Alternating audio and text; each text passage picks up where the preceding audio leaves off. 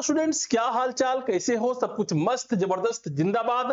Today हम taking the third lecture of vital sign unit of nursing foundation. और इससे पहले जो है हम लोगों ने जो है वाइटल साइन के पूरे इंट्रोडक्शन को देखा था, बॉडी टेम्परेचर के बारे में सही तरीके से जाना था। बॉडी टेम्परेचर क्या होता है, कहां से आता है, किस तरीके से हमारे बॉडी में रेगुलेट होता है, किस तरीके से जो है ऐसे कौन कौन से फैक्टर्स है जो कि उसको इफेक्ट करते हैं, या फिर जो है हम लोग अपने बॉडी में जो है कहां कहां जो है टेम्परेचर को चेक करते हैं, कितने तरीके के थर्मोमीटर्स होते हैं, रेक्टल का किस तरीके से चेक करते हैं, एक्सिलरी वाला किस तरीके से चेक करते हैं।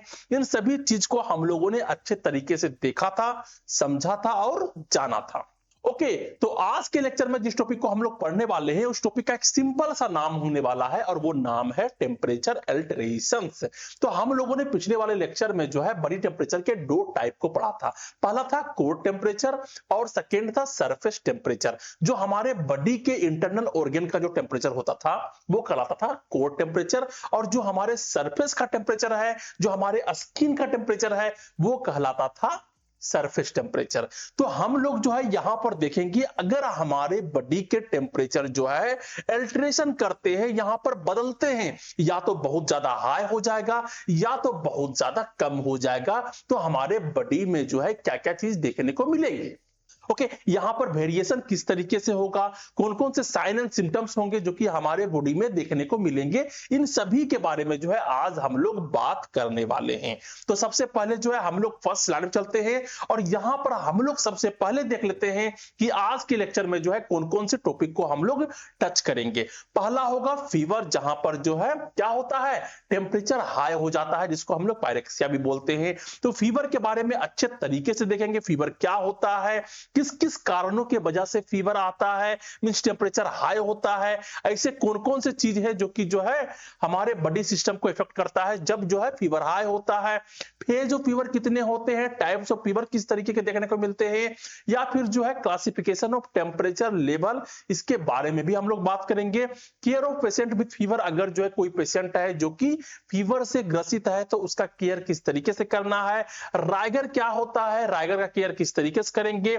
हीट स्ट्रोक के बारे में आज हम लोग जानेंगे, हीट एग्जॉक्शन के बारे में हम लोग जानेंगे, हीट क्रैम्प्स के बारे में हम लोग जानेंगे, और एक फ्रॉस्ट बाइट के बारे में हम लोग जानेंगे। तो इतना सारा टॉपिक है जो कि इंपॉर्टेंट है, सभी को अच्छे तरीके से पढ़ना है, समझना है, अपने दिलो दिमाग में बसाना है।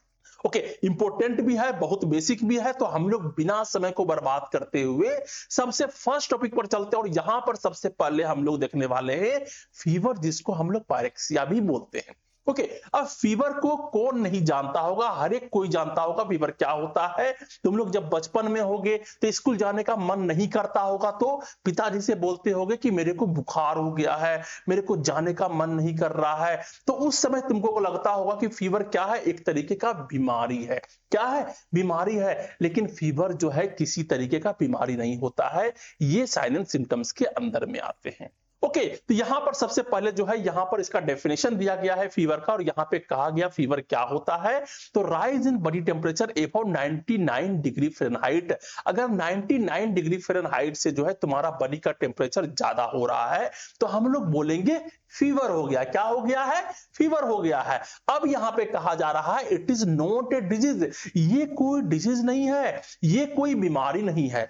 फीवर बीमारी नहीं होता है, सबसे पहले अपने दिमाग में ये चीज को बैठा लो। बट ए साइन और symptom of N underlying problem, लेकिन अगर तुम्हारे बॉडी में जो है किसी तरीके का प्रॉब्लम होने वाला है, किसी तरीके का इंफेक्शन होने वाला है, तो यहां पर जो है वो साइन और सिम्टम्स के रूप में सबसे पहले शो करता है।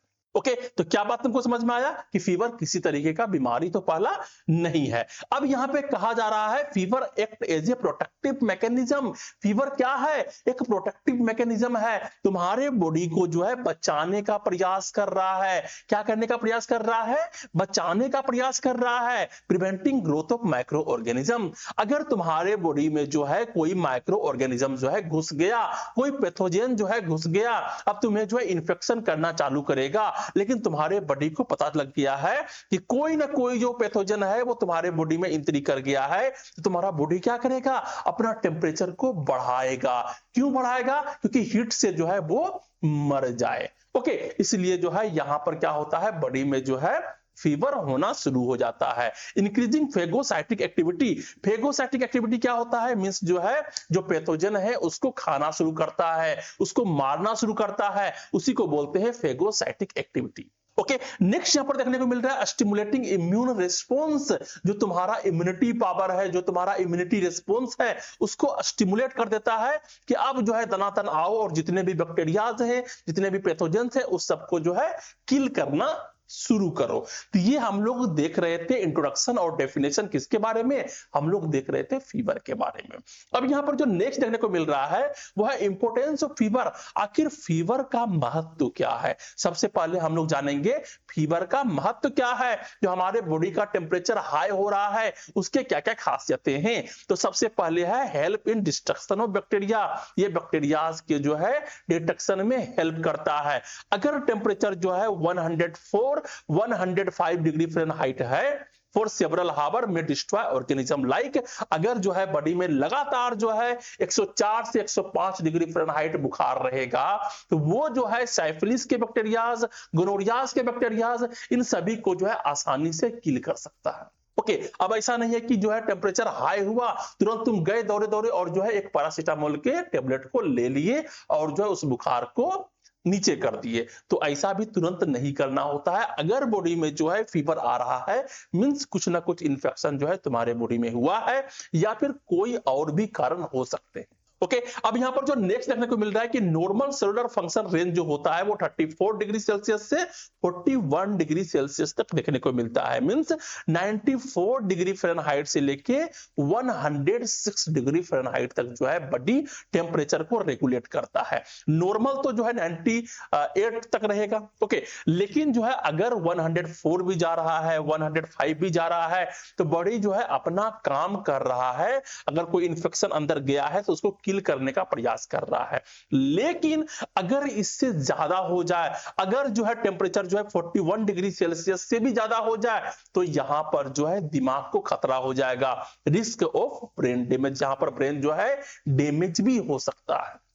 ओके, क्यों ऐसा हो सकता है, क्योंकि हमारे जो बॉडी के कोर टेम्परेचर है वो मेंटेन रहने चाहिए। अगर कोर टेम्परेचर में वेरिएशन आना शुरू हो जाएगा वो भी ड्रास्टिकली तरीके से, तो यहां पर जो है ब्रेन को जो है झेलना पड़ेगा। और अगर जो है 34 डिग्री सेल्सियस से नीचे होता है तो यहां पर सीवियर हाइपोथर्मिया देखने को मिल सकता है।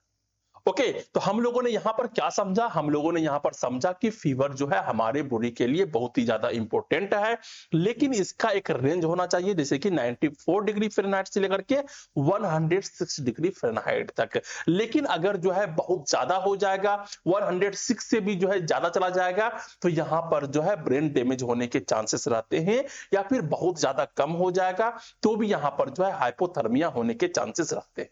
ओके, अब हम लोग नेक्स्ट चलते हैं और यहां पर हम लोग को देखने को मिलता है एक नेक्स्ट टॉपिक जिसका नाम है काउजेस ऑफ फीवर। आखिर फीवर जो है किस किस वजहों के वजह से आ रहा है। बहुत सारे वजह हो सकते हैं, सिर्फ जो है पैथोजन आएंगे बॉडी में इंटर करेंगे तभी नहीं होगा। तो पहला तो यही है कि इन्फेक्शन मींस जो है अगर तुम्हारे बॉडी में जो है बैक्टीरिया हो गया, वायरसेस हो गए या फिर अदर जर्म्स कोई भी होता है, अगर बॉडी में जो है इंटर करता है और वो तुम्हें बीमार करने की कोशिश करेगा तो फीवर आने शुरू हो जाएंगे उसको किल करने के लिए। नेक्स्ट यहां पर देखने को मिलता है disease of a nervous system. अगर नर्वस सिस्टम का किसी तरीके का बीमारी है तो डिसऑर्डर अफेक्टिंग द ब्रेन और spinal cord that disturb temperature control. Temperature control कहां से होता है, हमारे हाइपोथैलेमस से होता है। अगर हाइपोथैलेमस में जो है थोड़ा बहुत भी जो है यहां पर प्रॉब्लम्स होने शुरू होंगे, डिस्टर्ब करना शुरू करेगा तो यहां पर फीवर जो है ऊपर नीचे देखने को मिलेंगे।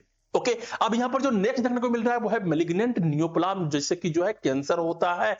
एबनॉर्मल और uncontrol growth of body cell that में प्रोड्यूस फीवर। अगर तुम्हारे बॉडी में जो है अनकंट्रोल ग्रोथ ऑफ ट्यूमर हो रहा है, किसी तरीके का कैंसर हो रहा है, कोई बॉडी का ऐसा इंटरनल ऑर्गन है जहां पर जो कोई ट्यूमर का फॉर्मेशन हो रहा है, तब तुम्हारे बॉडी के टेम्परेचर जो है धीरे धीरे बढ़ना शुरू हो जाएंगे। नेक्स्ट है ब्लड डिसऑर्डर, जैसे कि ल्यूकेमिया हो जाता है, डिजीज अफेक्टिंग ब्लड सेल। अगर जो है कोई सा डिजीज है जो कि बॉडी सेल को इफेक्ट कर रहा है तो ये यहां पर जो है नॉर्मल बॉडी फंक्शन को इंटरफेयर करेगा और उस समय जो है तुम्हारे बॉडी के टेम्परेचर जो है हाई हो जाएंगे। नेक्स्ट यहां पर देखने को मिलता है इम्बोलिज्म एंड थ्रोम्बोसिस। क्या है इम्बोलिज्म एंड थ्रोम्बोसिस? फॉर्मेशन और ब्लॉकेज ऑफ ब्लड वेसल्स। जो तुम्हारा ब्लड वेसल्स है, जो तुम्हारे नसें हैं, जहां से ब्लड जो है प्रवाह करती है, जहां से ब्लड जो है बहती है, अगर वहां पर कोई अवरुद्ध उत्पन्न होगा, किसी तरीके का ब्लॉकेज हो जाएगा, हो सकता है वहां पर जो है कोलेस्ट्रॉल जमा हो जाए या फिर किसी तरीके का स्टोन हो जाए, तो अगर किसी तरीके का इम्बोलिज्म एंड थ्रोम्बोसिस देखने को मिलेगा तो यहां पर जो है फीवर हाई हो जाएंगे। ओके, नेक्स्ट यहां पर देखने को मिल रहा है 6 नंबर का हीट स्ट्रोक।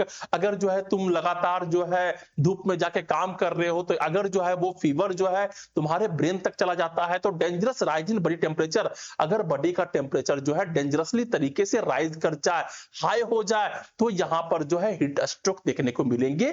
क्यों होता है, कैसे होता है, ये भी हम लोग आगे चल करके इसी लेक्चर में बात करने वाले हैं। नेक्स्ट हम लोग बात करते हैं डिहाइड्रेशन। अगर तुम्हारे बॉडी में जो है पानी की कमी हो जाए, मींस पूरे तरीके से फ्लूइड का जो है लॉस हो जाए, तो तुम्हारा बॉडी क्या करेगा, उस टेम्परेचर को, जो बॉडी का टेम्परेचर है, उसको कम नहीं कर पाएगा। कम कैसे करता है, पसीना निकालता है, उसके बाद इवोपरेशन होता है, उसके बाद बॉडी जो है अपने टेम्परेचर को रेगुलेट करता है, कम करता है। लेकिन अगर लॉस ऑफ बॉडी फ्लूइड्स हो जाते हैं तो reduced cooling and rise in temperature, और तुम्हारे बॉडी का टेम्परेचर जो है हाई हो जाएगा। ओके, अब यहां पर जो नेक्स्ट देखने को मिल रहा है वो है surgical trauma and crushing injuries. क्या है सर्जिकल ट्रॉमा? अगर किसी तरीके का जो है सर्जरी हुआ है, टिश्यू डैमेज हुआ है, तो यहां पर जो है हाई टेम्परेचर देखने को मिलेंगे। Accident counselling inflammatory fever. ठीक है, अगर तो जो है तुम्हारा एक्सीडेंट हुआ है, किसी तरीके का जो है क्रशिंग हो गया है, टायर जो है तुम्हारे हैंड पे चढ़ गया है, किसी भी तरीके का अगर टिश्यू इंजरी होता है, तो वहां पर इन्फ्लेमेशन होंगे और वहां पर जो बैक्टीरिया वगैरह घुसने का प्रयास करेगा, तो इस कारण से भी जो यहां पर क्या करता है, बॉडी जो है टेम्परेचर को हाई कर देता है। ओके, नेक्स्ट यहां पर देखने को मिलता है 9th नंबर का, वो है skin disorder interfering with heat loss. अगर स्किन प्रॉब्लम्स है जो कि प्रिवेंट कर रहा है स्वेटिंग को, अगर जो है जो तुम्हारे स्किन है वहां पर किसी तरीके का प्रॉब्लम्स हो गया है और वो स्वेटिंग करने नहीं दे रहा है, पसीना निकालने नहीं दे रहा है, तो बॉडी से क्या होगा, वो हीट रिलीज नहीं हो पाएगा। चाहे वो पसीना के माध्यम से हो या फिर किसी भी तरीके का माध्यम से हो, अगर वो नहीं निकल पा रहा है तो तुम्हारे बॉडी में जो टेम्परेचर है वो स्टोर रहेंगे और धीरे धीरे करके जो है बढ़ते चले जाएंगे। नेक्स्ट यहां पर देखने को मिलता है 10th नंबर का, वो है allergic reaction to foreign protein और पायरोजेंस।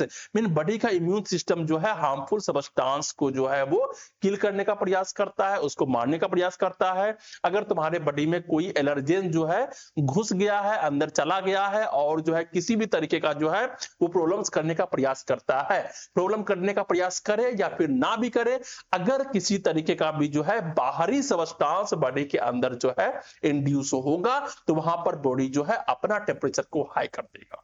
ओके, तो ये सारे वजह होते हैं जिस कारण से जो है बॉडी का टेम्परेचर जो है हाई होता है और हमें जो है फीवर आ जाता है। लेकिन हम लोग क्या करते हैं, जैसे ही फीवर आता है तुरंत पैरासीटामोल जाके खा लेते हैं। ऐसा नहीं करना होता है, थोड़ा देर तक जो है तुम वेट कर सकते हो, अगर अपने आप कम नहीं होता है फिर जाकर के जो है तुम्हें कोई एक्शन लेना होता है। ओके, अब हम लोग नेक्स्ट स्लाइड में चलते हैं और यहां पर हम लोग बात करने वाले हैं नेक्स्ट टॉपिक के बारे में, जिसका नाम है effects of fever on body system. जो हमारे बॉडी के अलग अलग सिस्टम से, चाहे वो सर्कुलेटरी सिस्टम हो गया, यूरिनरी सिस्टम हो गया, नर्वस सिस्टम हो गया, तो अगर हमारे बॉडी में जो है जब फीवर आता है तो ये सारे सिस्टम में कैसा प्रभाव पड़ता है। ओके, तो यहां पर दिया गया है कि जब हमारे बॉडी में फीवर आएंगे, जब हमारा बॉडी का टेम्परेचर हाई होगा, तो जब रेस्पिरेटरी सिस्टम की बात करेंगे तो यहां पर सेलो एंड रैपिड ब्रीदिंग होने शुरू हो जाते हैं। हमारा बॉडी जो है कसकस के सांस लेना शुरू कर देता है, स्पीडली तरीके से सांस लेना शुरू कर देता है। बात करते हैं सर्कुलेटरी सिस्टम का, मींस जो है जो ब्लड है जो सर्कुलेट हो रहा है हमारे बॉडी में, यहां पर जो है पल्स रेट हमारे हाई हो जाएंगे, पाल्पिटेशन जो है यहां पर देखने को मिलेगा, मीन हार्ट रेट जो है यहां पर हाई हो जाएंगे। बहुत कसकस करके जो है हमारा जो हार्ट है वो क्या करेगा, वो जो है धड़कना शुरू कर देगा। नेक्स्ट बात करते हैं एलिमेंट्री कैनाल का, जो हमारे डाइजेस्टिव सिस्टम है, तो यहां पर हमारा माउथ जो है ड्राई हो जाता है। कोटेड टंग, जो टंग है वहां पर एक कोटेड पड़ जाएंगे, येलो कलर का जो है कोटेड हो जाएगा। नोजिया देखने को मिलेंगे, वोमिटिंग देखने को मिलेंगे, कॉन्स्टिपेशन एंड डायरिया भी जो है देखने को मिल सकता है। हो सकता है कि तुम्हारे बॉडी के जो मेटाबॉलिज्म है वो स्लो हो जाए और यहां पर जो है तुम्हें खाना अच्छे तरीके से ना पचे या फिर जो है डायरिया भी होने के चांस रहते हैं। बात करते हैं यूरिनरी बॉडी सिस्टम्स का मींस जो है जब यूरिन बन रहा होता है वो सारे सिस्टम जो होते हैं यहाँ पर जो है यूरिन आउटपुट जो है डिक्रीज कर जाएंगे, बर्निंग मिक्चुएशन देखने को मिलेंगे, मींस जब तुम पेशाब करोगे तो वहां पर जो है दर्द देखने को मिलेगा या फिर जो है यूरिन का कलर जो है डार्क हो जाएगा। बात करते हैं नर्वस सिस्टम का, तो यहाँ पर हेडेक देखने को मिल सकता है, रेस्टलेसनेस रहेगा, मीन बेचैनी रहेगी, इरिटेबिलिटी रहेगा, इंसोम्निया, तुमको नींद नहीं आएगा, कन्वल्सन्स होंगे एंड डिलीरियम जैसे जो है चीजें देखने को मिलते हैं। जहां पर क्या होता है डिलीरियम में, मींस तुम कुछ और भी चीजों को सोचना शुरू कर दोगे, अलग अलग तरीके का बिलीफ रख लोगे, या फिर जो है मस्कुलो स्केलेटल जब होता है, मींस तुम्हारे जो बॉडी के ढांचा है, जो तुम्हारे बोन्स है, जो तुम्हारे मसल्स है, वहां पर जो है सिवरिंग देखने को मिल सकता है। राइगर देखने को मिलेगा, मींस अचानक से जो है बहुत कस करके जो है बुखार भी आया और जो है ठंडे भी लगने शुरू हो गए।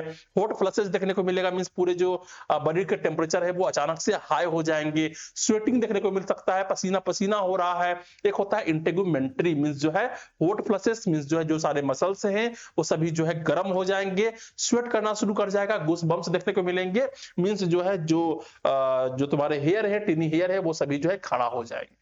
ओके, तो ये सारे चीज हैं जो कि जो है हमारे बॉडी में जब फीवर आते हैं तो अलग अलग सिस्टम जो है इस तरीके का रिस्पॉन्स देना शुरू कर देता है। ओके, अब हम लोग नेक्स्ट चलते और यहां पर हम लोग को देखने को मिल रहा है एक नेक्स्ट टॉपिक जिसका नाम है फेजेस ऑफ फीवर।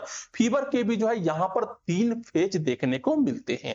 3 फेज कौन कौन से हो गए, तो यहां पर जो है 3 फेज में पहला फेज होता है onset invasion stage.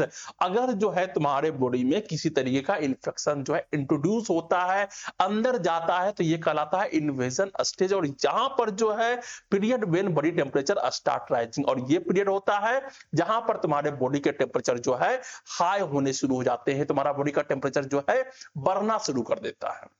Okay, next यहां पर होता है मे अकर। ये किस तरीके से हो सकता है, ये सडनली भी हो सकता है, ये ग्रेजुअली भी हो सकता है। अगर अचानक से बॉडी टेम्परेचर हाई हुआ है तो सडनली है, जैसे मलेरिया हो गया, इन्फ्लुएंजा हो गया, इन सभी का इन्फेक्शन जैसे ही बॉडी में होगा वो तुरंत जो है बढ़ना शुरू हो जाएगा। एक होता है ग्रेजुअली, धीरे धीरे करके जो है बॉडी का टेम्परेचर हाई होता है, ये होता है टाइफाइड वाले केस में। ओके, यहाँ पे सिम्टम्स क्या क्या देखने को मिलेंगे, चिल्स, ठंड लगने शुरू हो जाएंगे, हल्का हल्का सिवरिंग करना शुरू कर दोगे, हेडेक आना शुरू हो जाएगा, माथा दर्द करेगा, एंड मलेरिया मीन होता है जनरल डिस्कम्फर्ट, कोई भी चीज जो है तुमको अच्छा नहीं लगेगा। तो ये सारे जो है इन्वेजन स्टेज में जो है फर्स्ट स्टेज है, इसको बोलते हैं ऑनसेट स्टेज।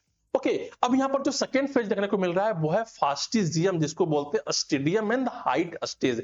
यहां पे क्या देखने को मिलेगा, यहां पर देखने को मिलेगा period when temperature reaches its maximum level. जब तुम्हारे बॉडी का टेम्परेचर जो है मैक्सिमम लेवल तक पहुंच जाएगा, fever remain high and steady, means जो है जो तुम्हारे बॉडी के टेम्परेचर है वो हाई ही रहेंगे और लगातार बने हुए रहेंगे, ये कहलाता है फास्टिजियम स्टेडियम। और यहां पर जो है तुम्हें हॉट ड्राई स्किन देखने को मिलेंगे, तुम्हारे सारे स्किन जो है ड्राई हो जाएंगे, गरम गरम दिखेंगे।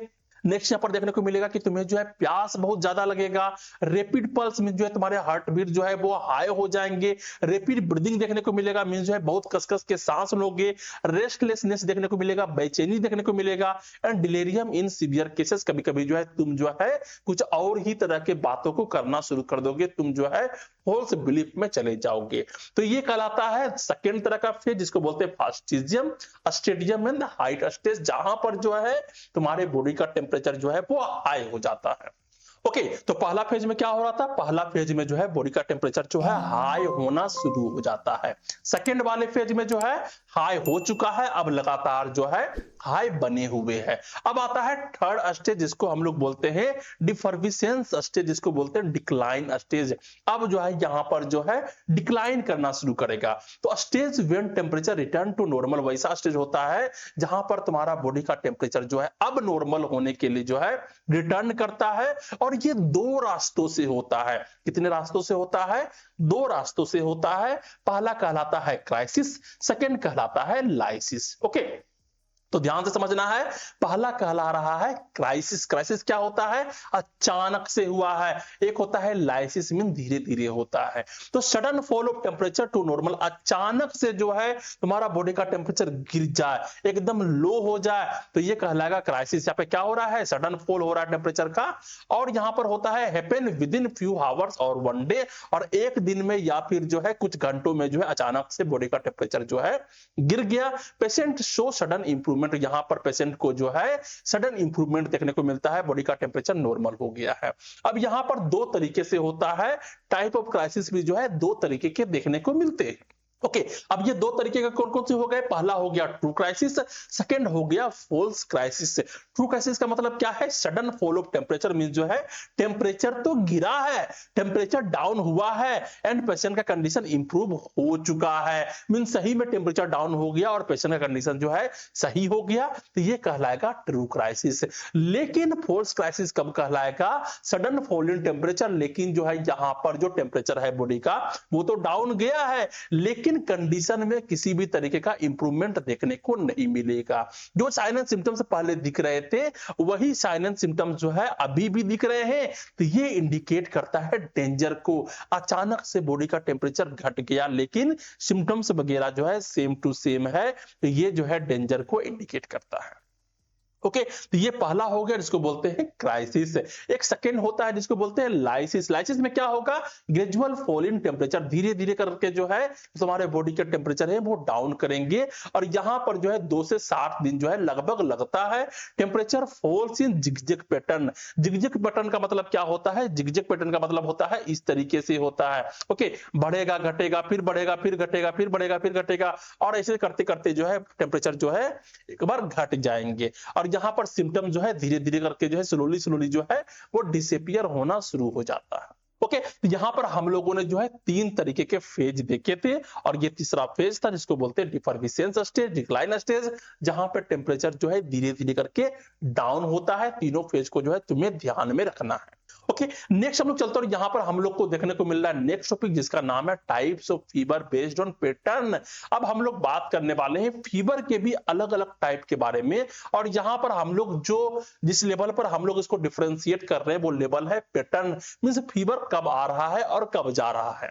ओके, पहला होता है continuous and constant fever, means जो फीवर जो है लगातार है, temperature variation less than 2 degree Fahrenheit in 24 hour. Okay, जो तुम्हारा टेम्परेचर है, मान लेते तुम्हारा बॉडी का टेम्परेचर 104 डिग्री फ़ारेनहाइट हो गया है, तो वो जो है अभी उतना ही कांस्टेंट रहेगा दिन भर। हो सकता है 1-2 फ़ारेनहाइट जो है ऊपर नीचे हो, कभी जो है 102 हो जाए, कभी 103 हो जाए, फिर 104 ही रहे, तो ये कहलाएगा continuous and constant fever does not return to normal. और जहां पर जो है वो नॉर्मल नहीं हो रहा है, जैसे इसका एग्जांपल होता है टाइफाइड, तो टाइफाइड वाला जो फीवर होगा वहां पर जो तुम्हारा बॉडी का टेम्परेचर रहता है वो हाई ही रहता है। ओके, सेकेंड यहां पर जो देखने को मिलता है वो कहलाता है रेमिटेंट फीवर। क्या है रेमिटेंट फीवर? यहां पर temperature varies more than 2 degree Fahrenheit. यहां पर क्या होगा? टेम्परेचर जो है वेरीज करेगा और वो जो है 2 डिग्री फ़ारेनहाइट से ज्यादा करेगा, मीन 4 डिग्री भी कर सकता है, 6 डिग्री भी कर सकता है, लेकिन यहां पर जो है नॉर्मल नहीं होगा, मीन्स तुम्हारे बॉडी के टेम्परेचर जो है नॉर्मल नहीं होंगे, डाउन नहीं होंगे। और यहां पर देखने को मिलता है इन्फेक्टिव इंडोकार्डाइटिस। ओके, तो बहुत सारे ऐसे डिजीज है जहां पर अलग अलग तरीके के फीवर जो है देखने को मिलते हैं। ओके, अब यहां पर जो नेक्स्ट फीवर देखने को मिल रहा है वो है इंटरमिटेंट फीवर। क्या है इंटरमिटेंट फीवर? पहला था रेमिटेंट फीवर, अब देखने को मिल रहा है इंटरमिटेंट फीवर। यहां पे कहा जा रहा है temperature rise to fever and then return to normal, means temperature rise to fever, पहले टेम्परेचर हाई होगा, तुमको फीवर हो जाएगा, फिर जो है ये रिटर्न करके नॉर्मल हो जाएगा और ये जो है एक रेगुलर इंटरवल पर होता है, मींस सुबह के समय जो है तुम्हारा टेम्परेचर हाई हो जाएगा, फिर शाम के समय जो है टेम्परेचर डाउन हो जाएगा, फिर अगला दिन जो है सुबह का टेम्परेचर हाई हो जाएगा, फिर शाम में जो है डाउन हो जाएगा। ये मलेरिया में देखने को मिलता है, इसको बोलते हैं इंटरमिटेंट फीवर। इंटरमिटेंट फेज में जो है आ रहा है, एक बार आ रहा है फिर एक बार जा रहा है। ओके, नेक्स्ट जो यहां पर फीवर देखने को मिलती है उसका नाम है इनवर्स फीवर। इनवर्स फीवर क्या होता है? Temperature higher in morning. देखो ये वाला एकदम से उसी तरीके का है। इंटरमिटेंट फीवर में क्या है कि कोई पार्टिकुलर जो है मींस समय निर्धारित नहीं है कि सुबह को आएगा शाम को जाएगा, लेकिन हाँ यहां पर देखने को क्या मिलता है कि एक समय फीवर आ रहा है फिर दूसरे समय जा रहा है, लेकिन वही चीज जो है मॉर्निंग में आ रहा है और इवनिंग में जा रहा है। मॉर्निंग में फीवर हो रहे हैं, इवनिंग में फीवर नहीं हो रहे हैं, तो यहां पर opposite of normal fever pattern यहां पर देखने को मिलेंगे जिसको बोलते हैं इनवर्स फीवर। ओके, नेक्स्ट यहां पर जो देखने को मिल रहा है वो है हेक्टिक, जिसको बोलते हैं स्विंगिंग फीवर। यहां पे क्या होगा? Large difference between high and low temperature. यहां पे क्या होगा? एक समय जो है टेम्परेचर बहुत ज्यादा हाई हो जाएगा, 104 डिग्री फ़ारेनहाइट हो जाएगा, फिर किसी समय जो है अचानक से नीचे चला जाएगा और यहां पर जो है डिग्री फ़ारेनहाइट देखने को मिलेगा। मींस कभी जो है बहुत ज्यादा हाई हो रहा है और कभी जो है सिर्फ हाई में आ रहा है। यहाँ पर रैपिड फ्लक्चुएशन करेगा, मीन तुरंत तुरंत जो है यहाँ पर जो फ्लक्चुएट करना शुरू कर जाएगा। तुरंत तुरंत का मतलब होता है ये नहीं कि 1-2 मिनट में, मींस हाफ एन आवर में, 1 घंटे में, इस तरीके से जो है टेम्परेचर फ्लक्चुएट करेंगे। और ये देखने को मिलता है हेक्टिक फीवर में, seen in severe infection like a tuberculosis, और ये ट्यूबरक्लोसिस में ऐसा देखने को मिलता है। नेक्स्ट यहाँ पर जो फीवर के टाइप देखने को मिल रहे हैं वो है रिलैप्सिंग फीवर। क्या है रिलैप्सिंग फीवर का मतलब होता है fever period followed by the normal temperature. क्या है fever period followed by normal temperature, fever return after some day. Okay, तुमको फीवर आया है, उसके बाद फिर जो है फीवर ठीक हो गया, फिर 2-4 दिन के बाद फिर से फीवर आ जाएगा, फिर 2-4 दिन के बाद फिर से ठीक हो जाएगा। तो इस तरीके से जो है रिलैप्सिंग फीवर देखने को मिलते हैं। मींस फीवर आता है, ठीक हो जाता है, फिर से आता है, फिर से ठीक हो जाता है, फिर से आता है। ओके, नेक्स्ट यहाँ पर देखने को मिल रहा है नेक्स्ट फीवर जिसका नाम है इरेगुलर फीवर। मींस इरेगुलर तरीके से आ रहा है, कोई भी जो है टाइमिंग फिक्स नहीं है, नो डिफिनिट पैटर्न, इसका कोई पैटर्न ही नहीं होता है। कभी आ जाएगा, कभी चला जाएगा, कभी दिन में आएगा, कभी रात को आएगा, कुछ भी आ सकता है। Can not be classified under any specific type. अगर जो है हम इसको किसी भी स्पेसिफिक टाइप में जो है कैटेगराइज नहीं कर पाते हैं तो हम लोग इसको बोल देते हैं that is irregular fever. Okay, तो ये टाइप्स ऑफ फीवर थे जो कि बेस्ड ऑन पैटर्न पर है कि किस पैटर्न से फीवर जो है आ रहा है और जा रहा है। अब हम लोग नेक्स्ट स्लाइड में चलते हैं और यहाँ पर हम लोग देखने वाले हैं नेक्स्ट टॉपिक के बारे में जिसका नाम है classification by temperature level. Means फिर से हम लोग फीवर का जो है यहाँ पर क्लासिफिकेशन करेंगे लेकिन टेम्परेचर लेवल पर करेंगे। ओके, तो यहाँ पे क्या होता है, हम लोगों ने देखा था कि बॉडी का टेम्परेचर जो है अगर 99 से लेकर के 105 तक है तो वो फीवर के अंतर में आएगा, जहां पर हम लोग लो मॉडरेट एंड हाई के डिफाइन से जो है इसको डेफिनेशन करते हैं। लेकिन अगर 105 से ऊपर चला जाता है तो उसको हम लोग बोलेंगे हाइपरथर्मिया। मींस अब बहुत ज्यादा जो है तुमको बुखार हो चुका है। तो लो पेरेक्सिया क्या होगा, लो पेरेक्सिया में देखने को मिलेंगे 99 से 100 डिग्री फ़ारेनहाइट तक अगर बॉडी का टेम्परेचर है वो लो पेरेक्सिया कहलाएगा। मींस हल्का फीवर है, माइल्ड फीवर है। मॉडरेट पेरेक्सिया क्या कहलाएगा, अगर 100 से 103 डिग्री फ़ारेनहाइट तक देखने को मिल रहा है तो यहां पर कहलाएगा मॉडरेट पायरेक्सिया। लेकिन वही जो है 103 से लेके 105 डिग्री फ़ारेनहाइट तक जाता है इसको बोलेंगे हाई पायरेक्सिया, यहां पर जो है हाई फीवर है। लेकिन जो है यहां पर अगर बॉडी का टेम्परेचर जो है 105 डिग्री फ़ारेनहाइट से भी ऊपर चला जाए, 105 डिग्री फ़ारेनहाइट से भी ऊपर चला जाए, इसको हम लोग बोलेंगे hyper pyrexia and hyperthermia. Okay, अब यहाँ पर कुछ और फीवर के टर्म्स हैं, जैसे एक होता है rigor, subnormal temperature, hyperthermia, hypothermia. Okay, rigor यहाँ पर एक वर्ड है जिसको अच्छे तरीके से दिमाग में रखना है। राइगर क्या होता है, यहाँ पे अचानक से तुम्हारे बॉडी का टेम्परेचर जो है हाई होगा, मीन सडनली तरीके से हाई होगा और तुम्हारे बॉडी में जो है शिवरिंग होने स्टार्ट हो जाएंगे। तो सडन सिवियर शिवरिंग देखने को मिलेंगे and the rapid rise in temperature. Rapid का मतलब क्या हो रहा है, अचानक से टेम्परेचर हाई हुआ है, धीरे धीरे करके हाई नहीं हुआ है, अचानक से हाई हुआ है। और ये देखने को मिलता है मलेरिया में। मलेरिया में क्या होता है, बुखार भी कस के होता है और यहां पर ठंड भी बहुत कस के लग रही होती है। उसको जो है लगातार 2 कंबल, 3 कंबल, 4 कंबल जो है डालते जा रहे हैं तब भी जो इसको ठंड लग रहे होते हैं। तो यहां पर सीवियर शिवरिंग भी हो रहा होगा और यहां पर इंसान को बुखार भी आया हुआ होगा। ओके, नेक्स्ट होता है सबनॉर्मल टेम्परेचर। सबनॉर्मल टेम्परेचर क्या होता है, 95 से 98 डिग्री फ़ारेनहाइट जो कि जो है नॉर्मल माना जाता है। एक होता है हाइपरथर्मिया। हाइपरथर्मिया क्या होगा, 105 डिग्री फ़ारेनहाइट से ऊपर चला जाए, एकदम पार कर जाए, उसको बोलेंगे हाइपरथर्मिया। उसके नीचे हाइपरथर्मिया नहीं बोलेंगे। अगर कोई तुमसे पूछे हाइपरथर्मिया कब होता है, 105 डिग्री फ़ारेनहाइट से जब ऊपर जाएगा तभी हाइपरथर्मिया होगा। हाइपोथर्मिया कब होगा, जब तुम्हारे बॉडी का टेम्परेचर जो है 95 डिग्री फ़ारेनहाइट से लो हो जाए। क्या हो जाए, लो हो जाए, कम हो जाए। हाइपो मींस कम हो जाना, हाइपर मींस ज्यादा हो जाना। इस चीज को जो है अपने दिमाग में बैठा के रखना। ओके, अब नेक्स्ट यहाँ पर जो देखने को मिल रहा है वो है फ्रीक्वेंसी ऑफ टेम्परेचर मेजरमेंट। ऐसे कब कब का समय है जब जो है हम लोग टेम्परेचर को चेक करते हैं। तो स्टेबल नॉट सीरियसली इल, अगर जो है उतना ज्यादा सीरियसली इल नहीं है तो हम लोग जो है जो हॉस्पिटल हो गए वहां पर मॉर्निंग और इवनिंग में चेक कर लेते हैं। लेकिन अगर कोई पेशेंट है जो कि सीरियसली इल है, एकदम जो है बीमार है, हाई फीवर है, उसको पोस्ट ऑपरेटिव वार्ड से निकला है, अभी ऑपरेशन करके निकला है, तो हर एक 4 घंटे में जो है उसका टेम्परेचर हम लोग चेक करेंगे, या फिर जैसा जरूरत होगा, हो सकता है कि 2-2 घंटे पर भी जो है हम लोग चेक कर सकते हैं। नेक्स्ट यहाँ पर लिखा गया है एल्वेज स्पेसिफाई रूट, चाहे वो ओरल हो, रेक्टल हो, एक्सिलरी हो, इन चार्ट। अगर जो है तुम टेम्परेचर को ले रहे हो तो कहां से टेम्परेचर को लिए हो, एक्सिलरी तरीके से लिए हो या फिर ओरली तरीके से लिए हो या फिर रेक्टल तरीके से लिए हो, तो अगर जिस भी तरीके से लिए हो वहां पर जो है उस तरीके से जो है यहाँ पर मेंशन कर देना है कि उसके आधार पर जो है हम लोग देखते हैं कि कहां कम होने चाहिए, कहां पे ज्यादा होने चाहिए। इन तीनों में जो है 1-1 डिग्री फ़ारेनहाइट का जो है वेरिएशन होता है। इस चीज के बारे में हम लोगों ने जो है प्रीवियस वाले लेक्चर में देखा था। ओके, अब हम लोग नेक्स्ट चलते हैं, यहां पर हम लोग बात करने वाले हैं नेक्स्ट टॉपिक के बारे में। यहां पर दिया गया है care of patient with fever. अब पेशेंट को फीवर हो गया है, अब पेशेंट का केयर किस तरीके से करेंगे उसके बारे में हम लोग बात करने वाले हैं। तो सबसे पहले क्या है, रेगुलेशन ऑफ बॉडी टेम्परेचर। जो पेशेंट है उसके बॉडी के टेम्परेचर को रेगुलेट करने का काम करना है। तो यहां पर जो हमारा मेन एम क्या होगा, reduce the elevated body temperature. जो बॉडी का टेम्परेचर है जो कि बहुत ज्यादा बढ़ गया है उसको कम करना है। Start cooling method when temperature is moderately elevated. अगर जो है पेशेंट के बॉडी का टेम्परेचर जो है मॉडरेटली तरीके से हाई हो गया है तो अलग अलग कूलिंग मेथड के माध्यम से जो है उसके बॉडी के टेम्परेचर को जो है कूल करवाना है। ओके, नेक्स्ट यहां पर देखने को मिल रहा है इन्वायरमेंटल केयर, मींस जो पेशेंट है उसको इन्वायरमेंटल केयर देना है। इन्वायरमेंटल केयर का मतलब क्या होता है, जो पेशेंट का इन्वायरमेंट है उसको सही करना।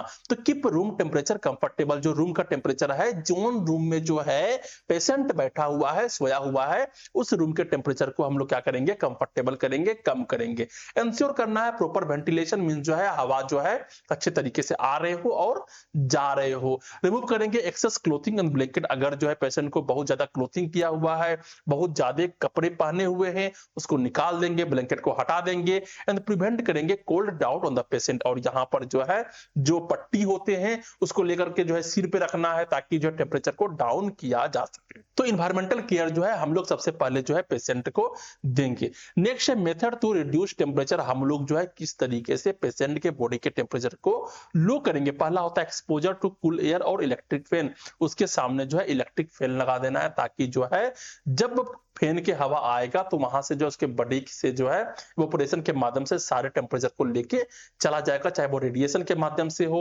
एडमिनिस्ट्रेशन ऑफ कूल ड्रिंक, यहाँ पर जो है जो पेशेंट है उसको कूल ड्रिंक्स देना है। अब इसका मतलब ये नहीं कि स्प्राइट दे देना है, फंटा दे देना है, ऐसा नहीं देना है। ठंडे पानी देने हैं। ठंडे पानी का मतलब भी होता है जो नॉर्मल वाटर होता है वो देने हैं। एप्लीकेशन ऑफ कोल्ड कंप्रेस, यहाँ पर जो है कोल्ड कंप्रेस दे सकते हो, जो चाहे जो है तुम उसके सिर पे रख सकते हो। यहाँ पर जहां पर बॉडी का टेम्परेचर हाई है वहां पे रखा जा सकता है। आइस बैग का यूज कर सकता है। कोल्ड स्पॉन्जिंग का यूज कर सकता है, जैसे कि जो है वाटर है, ठीक है, जो बॉल है, बॉल में वाटर है, कपड़े को भिगा करके पूरे बॉडी को पोंछना, उसको बोलते हैं स्पॉन्जिंग करना। कोल्ड पैक दे सकते हो, कोल्ड बाथ करवा सकते हो।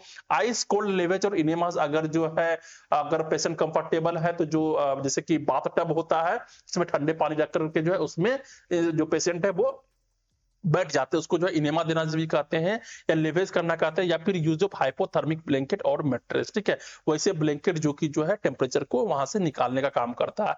ये सारे हाइपोथर्मिक ब्लैंकेट होते हैं, मैट्रेसेस होते हैं अलग अलग तरीके के, जिसके माध्यम से जो है बॉडी के टेम्परेचर को जो है लो किया जाता है। नेक्स्ट यहाँ पर जो देखने को मिल रहा है वो है नेक्स्ट पॉइंट जिसका नाम है प्रिवेंशन ऑफ शिवरिंग। मींस अगर पेशेंट को शिवरिंग हो रहे हैं, उसके बॉडी जो है कांप रहे हैं, तो वहां पर जो है उसे अवॉइड करना बहुत ज्यादा जरूरी है। तो shivering must be avoided because it, जो शिवरिंग हो रहे हैं पेशेंट को उसको खत्म करना है। क्योंकि ये क्यों खत्म करना है, क्योंकि ये मेटाबॉलिक एक्टिविटी को और ज्यादा हाई कर देगा। पहले से टेम्परेचर बढ़ा हुआ है, फिर से टेम्परेचर को और ज्यादा हाई करेगा और जो है ज्यादा हीट को ये प्रोड्यूस कर सकता है, इंक्रीज कर सकता है ऑक्सीजन कंजम्पशन को।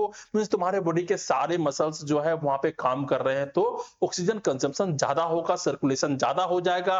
हाइपर वेंटिलेशन जो है कॉज कर सकता है, मींस जो है इंसान को और ज्यादा ऑक्सीजन चाहिए होगा तो वहां पर वेंटिलेशन लगाना पड़ सकता है।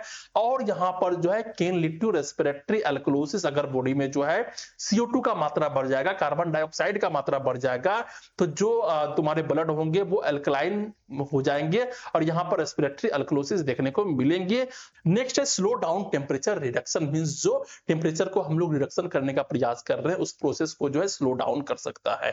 यहाँ पर शिवरिंग से भी प्रिवेंशन करना बहुत ही ज्यादा जरूरी होता है। तो हम लोगों ने जो पहला केयर देना शुरू किया वहां था रेगुलेशन ऑफ बॉडी टेम्परेचर, जो बॉडी का टेम्परेचर है उसको रेगुलेट करने का प्रयास करना, और यहाँ पर हम लोग इन्वायरमेंटल केयर दे रहे हैं।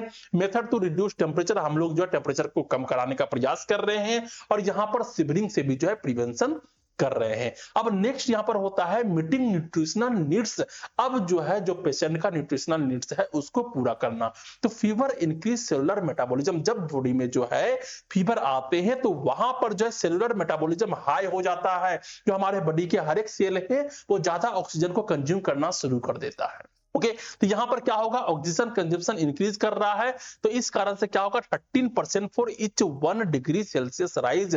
अगर तुम्हारे बॉडी में जो है 1 डिग्री सेल्सियस राइज करता है तो तुम्हारा बॉडी जो है 13% जो है ज्यादा ऑक्सीजन को कंज्यूम करना शुरू करता है। अगर 1 डिग्री फ़ारेनहाइट राइज करता है तो 7% जो है ज्यादा ऑक्सीजन को कंज्यूम करना शुरू करता है। तो बॉडी क्या करेगा, बॉडी जो है कस-कस के सांस लेना शुरू करेगा ताकि जो है बॉडी में ज्यादा से ज्यादा ऑक्सीजन जो है वो जाए, ताकि उसके बॉडी जो है क्या कर सके वहां पे ज्यादा ऑक्सीजन को यूज कर सके। अब यहां पर देखने को मिलता है डाइटरी केयर। डाइटरी केयर क्या है, हमें उसे कैसे डाइट देने हैं। तो यहां पर सबसे पहले होता है प्रोवाइड हाई कैलोरी डाइट। उसको जो है हाई कैलोरी डाइट देना है, क्योंकि बॉडी जो है बहुत ज्यादा एटीपीज को यूज कर रहे हैं, बहुत ज्यादा एनर्जीज को यूज कर रहा है। तो वैसा डाइट देना है जो कि इजिली डाइजेस्टेबल हो, पाल्पेटेबल हो। ठीक है, इजिली डाइजेस्टेबल का मतलब क्या हो रहा है कि उसका मेटाबॉलिज्म स्लो डाउन हो रहा है, तो वो अच्छे तरीके से पचा नहीं पाएगा, इसलिए ऐसा डाइट देना है ताकि वो अच्छे तरीके से पचा पाए, उसको चबा पाए। नेक्स्ट है मोस्ट पेशेंट प्रेफर लिक्विड और सेमी लिक्विड डाइट। यहाँ पर जब पेशेंट को जो है फीवर रहता है तो वो ज्यादा करके सोचता है कि जो है लिक्विड डाइट को ले या फिर जो है सेमी लिक्विड डाइट को ले। जैसे जो है हो सकता है खिचड़ी खा सकता है, भरता खा सकता है। फिर एक यहाँ पर देखने को मिलता है फ्लूइड इनटेक। उस समय जो है फ्लूइड इनटेक बहुत ज्यादा जरूरी है, तो इंक्रीज फ्लूइड, हमें जो है फ्लूइड के इनटेक को बढ़ा देना है। लगभग 3000 ml पर 24 आवर, मीन जो है 24 आवर में जो है कम से कम 3 लीटर पानी जो है उसको पीना है। इफ नॉट कंट्रा इंडिकेटेड, मीन जो है अगर उसको मना किया गया है कि नहीं पीना है तभी उसको मना करना है, वरना जो है उसको पिलाना है। पर्पस क्या होता है, प्रिवेंट डिहाइड्रेशन। फीवर में क्या होता है, बॉडी जो है डिहाइड्रेशन में चला जाता है, तो डिहाइड्रेशन से बचाने के लिए बॉडी में फ्लूइड को बनाए रखने के लिए जो है यहाँ पर जो है फ्लूइड इंटेक करवाना बहुत ज्यादा जरूरी है। और ये हेल्प करता है एलिमिनेट वेस्ट प्रोडक्ट, जो तुम्हारे बॉडी में जो है वेस्ट प्रोडक्ट बन रहे हैं उन सभी को जो एलिमिनेट करने में बहुत ही अच्छे तरीके से काम करता है। ओके, तो फ्लूइड इंटेक बहुत ही ज्यादा जरूरी है जबकि जो है तुम्हें फीवर हुआ हो। तो फीवर के समय जो है अच्छा डाइट लेना, वो भी जो है liquid and semi liquid diet लेना, और अच्छे तरीके से पानी पीना बहुत ही ज्यादा जरूरी होता है। ओके, इतना बात तुमको समझ में आ गया होगा। अब नेक्स्ट हम लोग चलते और यहाँ पर हम लोग को देखने को मिल रहा है केयर ड्यूरिंग राइगर। राइगर का मतलब होता है कपकपी के साथ तेज बुखार। इसको हम लोगों ने हिंदी में लिख दिया ताकि तुम समझ सको। तो राइगर में क्या हो रहा था, राइगर में हमें देखने को मिल रहा था कि सडनली जो है टेम्परेचर हाई हो जाता है हमारे बॉडी का, और उसके साथ साथ जो है हमें जो है यहाँ पर थरथरी भी देखने को मिलता है, कपकपी देखने को मिलता है। तो राइगर क्या हो रहा है, sudden severe shivering with rapid rising temperature. यहाँ पर जो अचानक से जो है सीवियर शिवरिंग हो रहा है, मींस बहुत कस के सीवियर तरीके से शिवरिंग होना स्टार्ट हो रहा है, और उसके साथ साथ जो है टेम्परेचर भी जो है हाई हो गया है, और वो भी जो है बहुत ज्यादा हाई देखने को मिलता है। अब यहाँ पे कहा जा रहा है कि राइगर के भी जो है 3 स्टेज देखने को मिलते हैं।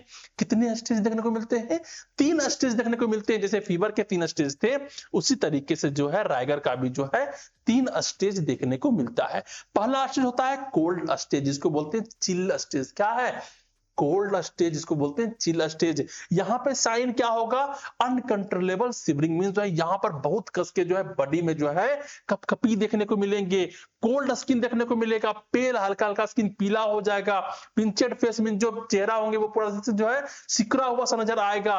रेपिड फीएबल पल्स, यहाँ पर जो पल्स होंगे वो स्लो हो जाएंगे लेकिन जो है कसकस के धड़क रहे होंगे। एंड टेम्परेचर जो है राइज कर जाएगा, लगभग 103 डिग्री फ़ारेनहाइट या फिर उससे भी ज्यादा जा सकता है।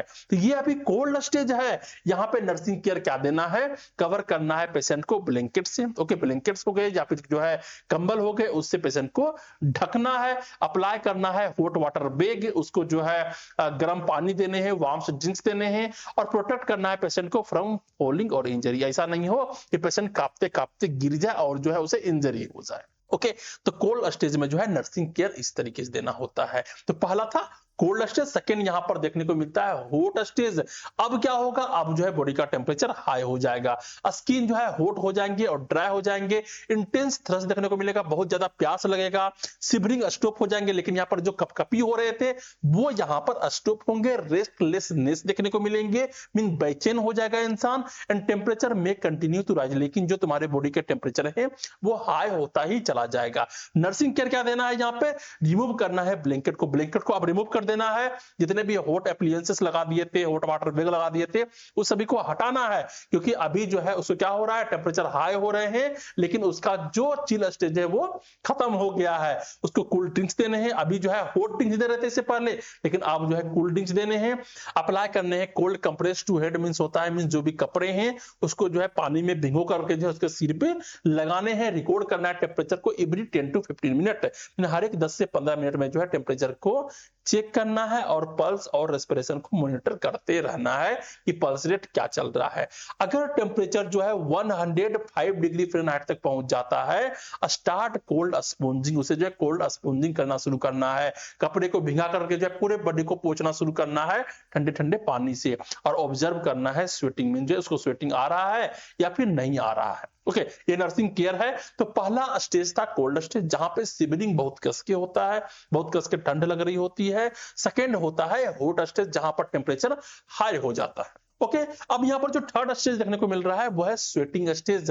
अब जो थर्ड स्टेज में जो है पेशेंट को पसीना आना शुरू हो जाएंगे। तो यहाँ पर साइन क्या होता है, प्रोफ्यूज स्वेटिंग, यहाँ पर स्वेटिंग जो है बहुत कसकस के होंगे, टेम्परेचर जो है अचानक से गिरना शुरू हो जाएगा, पल्स जो है अब इंप्रूव होने शुरू हो जाएंगे, अच्छे तरीके से तुमको सुनाई देंगे, डिस्कम्फर्ट जो है डिक्रीज कर जाएगा। ओके, ये कहलाता है स्वेटिंग स्टेज। नर्सिंग केयर क्या है, dry the patient and change wet clothes linen, वहां पर जो है पेशेंट को सूखा करना है, पेशेंट के जो वेट क्लोथ हैं जहां पे पसीना से गीला हो गया उस सभी को चेंज करना है।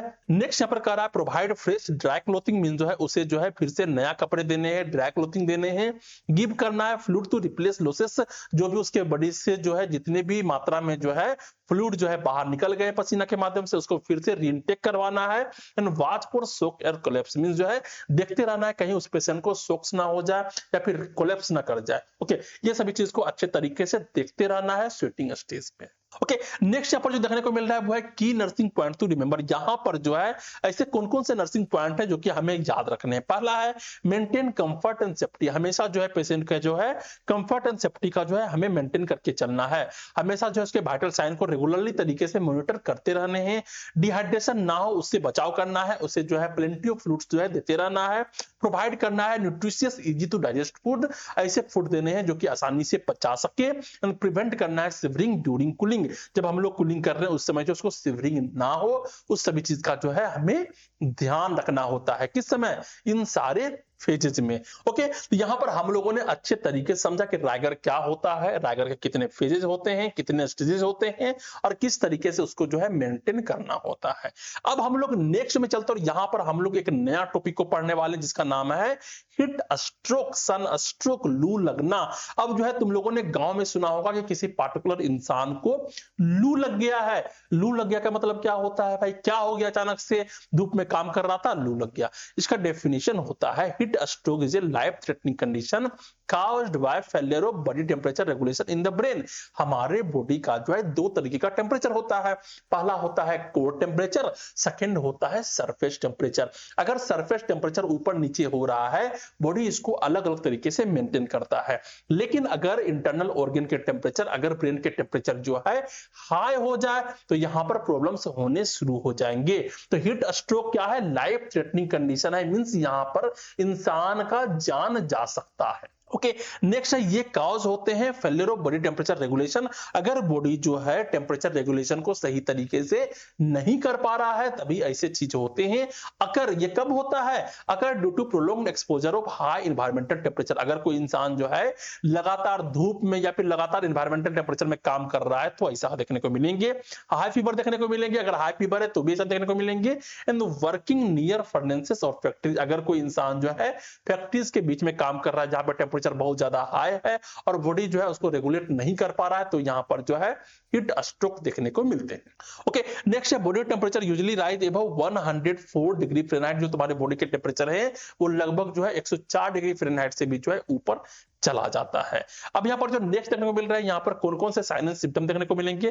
पहला होगा हेडेक होना शुरू हो जाएगा, यहाँ पर जो है सर दर्द होंगे, डिजीनेस होंगे, मीन जो है वहां पर घूमनी चक्कर आना शुरू हो जाएगा, डिस्कम्फर्ट हो जाएगा, रेस्टलेसनेस हो जाएगा, मीन्स बेचैनी हो जाएगा, हॉट फ्लश ड्राई स्किन, तुम्हारे स्किन जो है ड्राई हो जाएंगे और जो है बहुत ही ज्यादा गर्म हो जाएंगे तुम्हारे स्किन, बॉन्डिंग रेपिड पल्स, जो तुम्हारा पल्स रेट है वो सभी जो है हाई हो जाएंगे, बहुत कस के धड़कना शुरू हो जाएगा, हाई टेम्परेचर चला जाएगा, 104 डिग्री फ़ारेनहाइट से भी ऊपर चला जाएगा, and rapid loss of consciousness, और जो है पेशेंट जो है धीरे धीरे जो है अनकॉन्शियस होना शुरू हो जाएगा, मींस बेहोश होना शुरू हो जाएगा। ओके, तो ये कहलाता है हीट स्ट्रोक, सन स्ट्रोक, जिसको लू लगना भी कहते हैं। ये कब हो रहा है, जब हमारे ब्रेन का टेम्परेचर जो है हाई हो रहा है और हमारे बॉडी जो है टेम्परेचर को रेगुलेट नहीं कर पा रहा है। नेक्स्ट है first aid for heat stroke. अगर जो है किसी पेशेंट को जो है हीट स्ट्रोक हुआ है, वहां पर फर्स्ट एड क्या करना है, क्या देना है। पहला है मूव टू कूल इन्वायरमेंट, उस पेशेंट को तुरंत ले जाना है कहां पे, कूल इन्वायरमेंट में लेकर के जाना है। Shift patient to a cool dry shady place, ठीक है, हो सकता है कि जो है खेत में काम कर रहा तो उसको जो है पेड़ के नीचे लेके जाना है और उसके क्लोथिंग को जो है एकदम जो है लूज कर देना है, कॉलर वगैरह को खोल देना है, बेल्ट खोल देना है, जो भी टाइट गारमेंट्स है वो सभी को जो है हटा देना है। ओके, पहले हम लोगों ने ये किया। सेकंड क्या होता है, पोजीशनिंग, उसको पोजीशन देना है। Raise the head and upper body slightly, क्या करना है, जो उसके सर है उसको उठा देना है और बॉडी को सुला देना है, सिर को उठा देना। क्यों, क्योंकि जो है जो ब्रेन है वहां पर जो क्या हो रहा है, टेम्परेचर हाई हो गया है, तो ब्लड सर्कुलेशन थोड़ा लो होगा, तो वो धीरे धीरे करके नॉर्मल होगा। नेक्स्ट यहाँ पर हम लोग को देखने को मिल रहा है कूलिंग द बॉडी, उसके बॉडी को जो है कूल करना है। Sprinkle cool water on the body, उसके बॉडी में जो है कूल वाटर को स्प्रिंकल करना है, जो ठंडे पानी है उसको छीटना है। व्रेप करना है patient in the wet sheet, अगर कोई जो वेट शीट मिल जाए, ठंडा जो है कंबल मिल जाए, मींस जो कपड़े होते हैं ना, उसको पानी में भिगो करके जो है उसके बॉडी में पूरा लपेट देना है। फैन कंटिन्यूअसली उसके बॉडी में जो है फैन देते रहना है।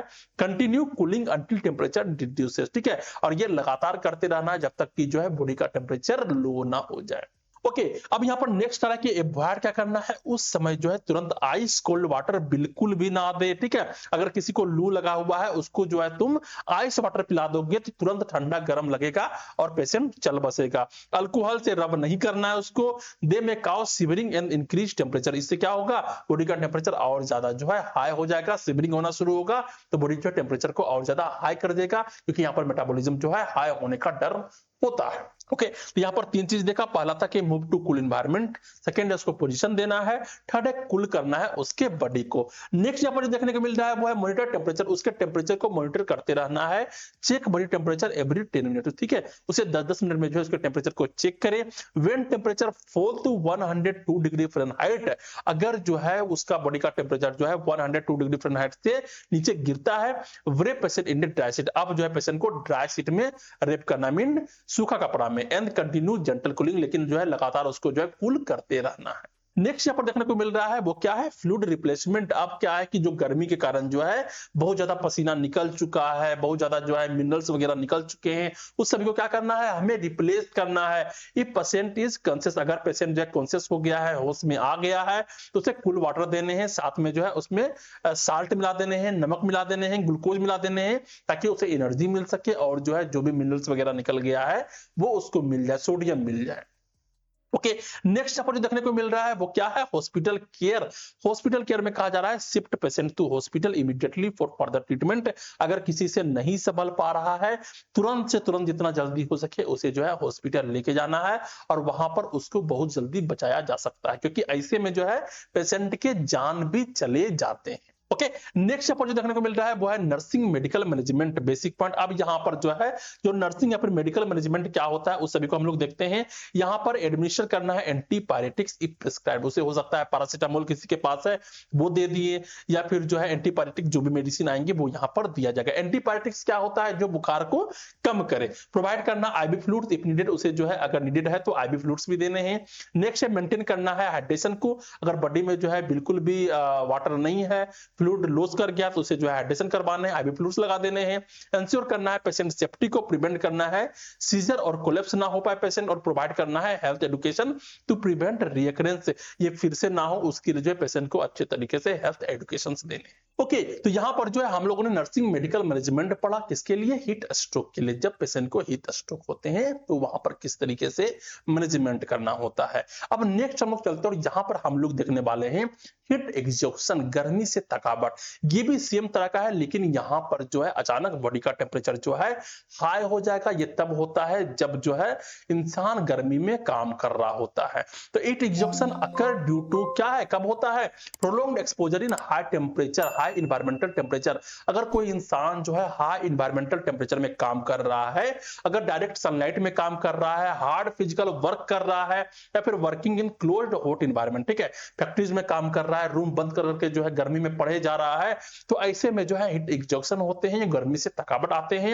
It is caused mainly by, ये कब होता है, जब एक्सेसिव स्वेटिंग हो जाता है, बॉडी के अधिकतर फ्लूइड जो है वो धीरे धीरे निकल जाते हैं, loss of water and salt from the body, body से जो है वाटर एंड साल्ट जो है धीरे धीरे निकल जाते हैं, और क्या होता है जो मिनरल्स होता है वो सभी का लॉस हो जाता है। तो इस कारण से जो है बॉडी जो है हीट एग्जॉशन में चला जाता है और गर्मी से थकावट आ जाता है। ओके, अगर इसको सही तरीके से तुरंत ठीक नहीं किया जाए तो ये जो है धीरे धीरे बढ़ेगा और ये हीट स्ट्रोक बन जाएगा, जो कि हम लोगों ने इससे पहले वाले टॉपिक में पढ़ा था। तो अगर जो है हीट एग्जॉशन को ट्रीटमेंट नहीं किया जाए तो ये हीट स्ट्रोक भी बन सकता है और यहाँ पर पेशेंट की जान भी जो है जा सकते हैं। नेक्स्ट इसके साइन एंड सिम्टम्स क्या होता है, हेडेक देखने को मिलेंगे, डिजीनेस देखने को मिलेंगे और नोजिया वोमिटिंग भी देखने को मिल सकता है।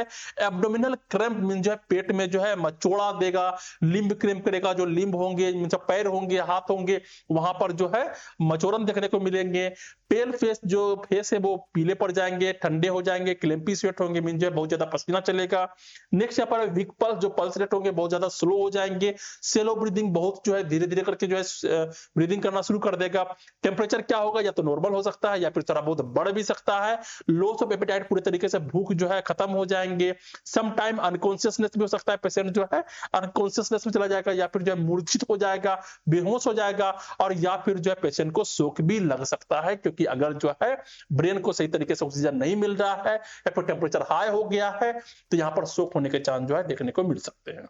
ओके, तो हीट एग्जॉशन क्या होता है, अगर इंसान को जो है गर्मी से थकावट हो रहा हो। अब यहाँ पर जो नेक्स्ट देखने को मिल रहा है वो है नेक्स्ट टॉपिक, जिसका नाम है ऐसे समय में, हीट एग्जॉशन के समय में जो है फर्स्ट एड क्या देने हैं। क्या देने हैं फर्स्ट एड, सबसे पहले सेम चीज करना है, उस पेशेंट को लेके जाना है, ठंडे जगह पे रखने हैं, पेड़ के नीचे रखने हैं, वेल वेंटिलेटेड एरियाज में उस पेशेंट को लेकर के जाना है। नेक्स्ट है उसको पोजीशन देना है। वहां पे क्या कर रहे थे हम लोग, सिर को उठा रहे थे, यहाँ पे क्या करना है, पेशेंट को अच्छे तरीके से लेटा देना है, बैक के बारे में मीन पीठ के बारे में उसको लेटा देना है, और उसके पैर को उठा देना है। क्या करना है, लेग को एलिवेट करना है। If science of shock sir present, अगर उसको लग रहा है कि पेशेंट जो है शॉक में चला जाएगा, उसको जो है कपकपी आ जाएगा, तो ऐसे में जो है पेशेंट के पैर को उठा देना, ताकि जो है सिर में जो है अच्छे तरीके से जो है सर्कुलेशन हो सके। लूजन क्लोथिंग, उसके जो क्लोथिंग है, जो कपड़े पहन रखे वो सबको जो है लूज करना है, जो भी टाइट क्लोथिंग है वो सभी को रिमूव करना है और लूजन करना है, और यहाँ पर एयर सर्कुलेशन को जो है अलाउ होने के लिए छोड़ देना है। ओके, नेक्स्ट यहाँ पर देखने को मिल रहा है फ्लूइड रिप्लेसमेंट, जो बॉडी से फ्लूइड जो है निकल गया उसको रिप्लेस करना है। Give plenty of salted water, ठीक है, उसे जो है प्लेंटी मतलब लोड्स ऑफ वाटर जो है उसके देने हैं, लगभग 250 ml जो है एवरी हावर जो से पिलाते रहने हैं। अगर अवेलेबल हो तो ओरल रिहाइड्रेशन सॉल्यूशन ओआरएस होता है, वो बहुत अच्छे तरीके से यहाँ पर वर्क करता है। अगर किसी पेशेंट को ऐसा हो रहा है तुरंत उसको ओआरएस पिलाओ।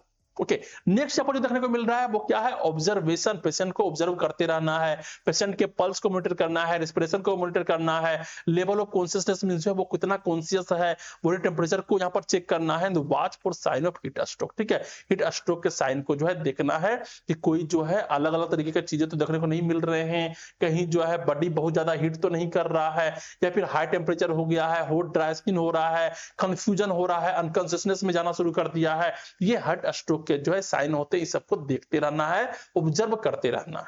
ओके, नेक्स्ट यहाँ पर जो देखने को मिल रहे हैं वो क्या है, when to refer to hospital, उसे हॉस्पिटल में कब रेफर करना, अगर पेशेंट अनकॉन्शियस हो जाए, अगर जो है लगातार वॉमिटिंग हो रहा हो, अगर सिम्टम जो है इंप्रूव नहीं कर रहे हो या फिर उसके टेम्परेचर राइज कर रहे हो, उसे हॉस्पिटल लेकर के जाओ।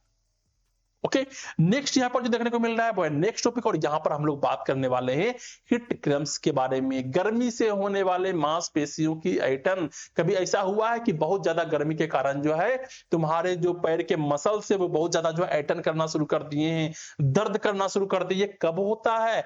Hit cramps are intermittent painful contraction of skeletal muscles, जो तुम्हारे स्केलेटल मसल्स हैं, चाहे वो पैर के हो सकते हैं या फिर कहीं भी एरिया का हो सकते हैं, वहां पर जो है कंट्रैक्शन होना शुरू कर दे, बहुत ही दर्द करना शुरू कर दे।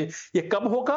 Large amount of sweat are lost, अगर जो है तुम्हारे बॉडी का जो है बहुत अच्छा अमाउंट ऑफ स्वेट जो है वो लूज कर जाए। Only water is replaced but salt sodium is not, अगर जो है तुम जो है सिर्फ वाटर ही उसको दे रहे हो, उसके साथ साथ जो है मिनरल्स वगैरह नहीं दे रहे हो, साल्ट नहीं दे रहे हो, सोडियम नहीं दे रहे हो, तो मसल सही तरीके से काम नहीं कर पाएगा।